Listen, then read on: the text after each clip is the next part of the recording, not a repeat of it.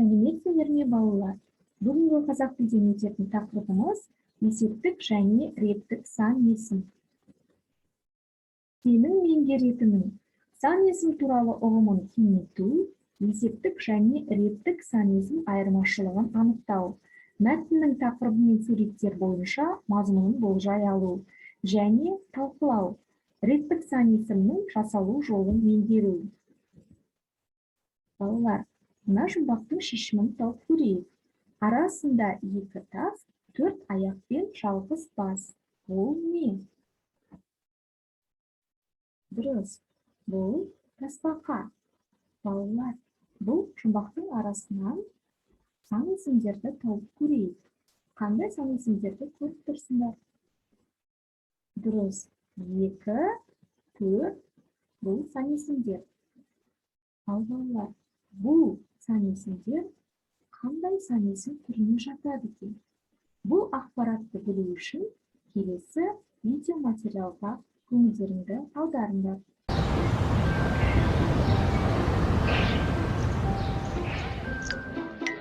Дана, мынау сенің нөмірің. 65 саны жазылған. Жоғалтып алма, осы нөмірмен киіміңді аласың. Ал мынау біздің 2 билетіміз. 7-ші қатардың 23-ші, 24-ші орындарына отырамыз. 11-ге 15 минут қалыпты. Әлі уақытымыз бар. Сондықтан мен екеумізге 2 балмызда қалып келейін. Сен мені осы 1-ші қабатта күте тұр. Тұра тұрыңызшы аға, не деген көп сандар? Мен шатасып кеттім. Иә, Дана, біз сандарды есеп шығаруда ғана емес, күнделікті өмірде де жиі қолданамыз. Қарашы, сағатта, күнтізбеде, билеттерде сандар бар. Сен жасыңды, бойыңды, салмағыңды айтқанда да сандарды қолданасың. Сондықтан есіңе сақтап ал. Заттың санын, ретін білдіретін сөздерді сан есім деп атайды. Сан есімдерге қанша, неше, нешінші деген сұрақтар қойылады. Сан есімдер есептік сан есім және реттік сан есім болып 2-ге бөлінеді. Есептік сан есім заттың нақты санын білдіреді. Қанша, неше деген сұрақтарға жауап береді. Мысалы, 2 билет, 2 балмұздақ. Ал реттік сан есім заттардың саналу ретін білдіреді де, нешінші деген сұраққа жауап береді. Мысалы, 7-ші қатар, 23-ші орын, 1-ші қабат. Дауысты дыбыстарға аяқталған сан есімдерге ыншы, інші жұрнақтары жалғанады. Мысалы, 7-ші, 6-шы. Дауыссыз дыбыстарға аяқталған сан есімдерге ыншы, інші жұрнақтары жалғанады. Мысалы, 9-шы, 3-ші. Сан есімдерді түсіндің бе? Иә, енді ұмытпаймын. Олай болса, мен саған жұмбақ жасырайын. Жауабын тапсаң, балмұздаққа қоса шар алып берем.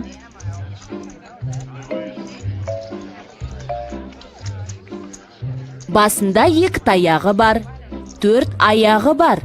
Адам деуге болмайды. Сақалы тағы бар. Бұл не? Ешкі. Жарайсың, Дана. Қойылым басталды. Барайық.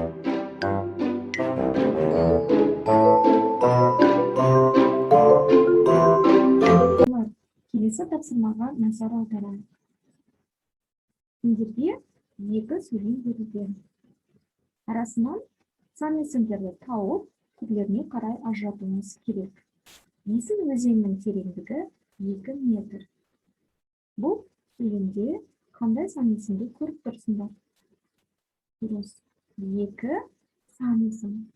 Ендеше сұрақ қояйық. Есіл өзенінің тереңдігі неше метр? 2 метр. Бұл 2 сан есімі қандай сан есім түріне жатады? Дұрыс, есептік сан есімге. Себебі нақты санын білдіріп тұр.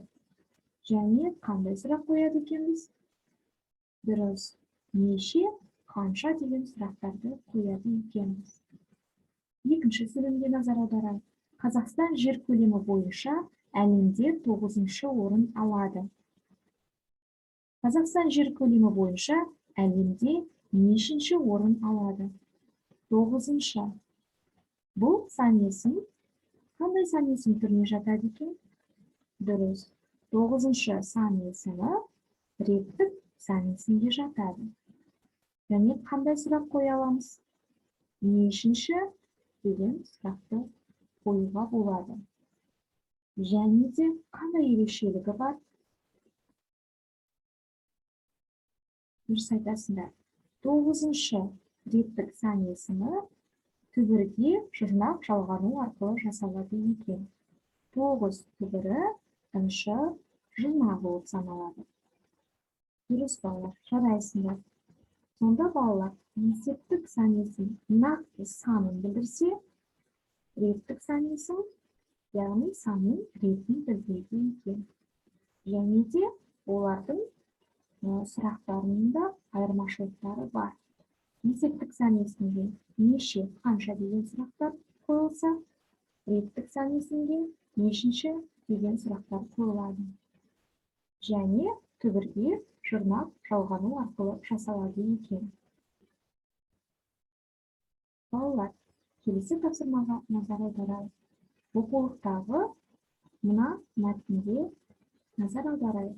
Және де мәтінді оқып, белгілі бір сұрақтарға жауап берейік. Мәтінде қарамен жазылған сан есімдерді салыстыр, және бұлардың бір-бірінен өзгешелігі не деп ойлайсыңдар? Есептік сан есімді реттік сан есімге айналдырып жазуымыз керек. Бұл дәптермен орындалатын жаттығу.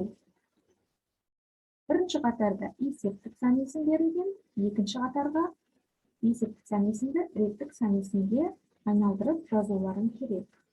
Бір қатар, ал реттік сан есімге айналдырсақ, қалай болады? Дұрыс. Бірінші қатар. 3 орын, нешінші орын, үшінші орын. Яғни есептік сан есімді реттік сан есімге айналдыру үшін нешінші деген сұрақты қоя отырып айналдыруға болады. 9 мектеп, нешінші мектеп, 9-шы мектеп. 6 сынып, нешінші сынып, 6-шы сынып. Жарайсыңдар балалар.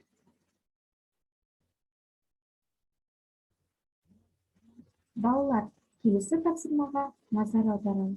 Бұл тапсырмада, яғни тематикалық карта берілген. Белгілі бір сан есімдерді есептік, реттік сан есімдер бойынша белгілеулерін керек. Және түрлеріне ажырата отырып. Және де бұл сан есімдердің арасына зат есім бар болған жағдайда, оны да белгілеулерін керек.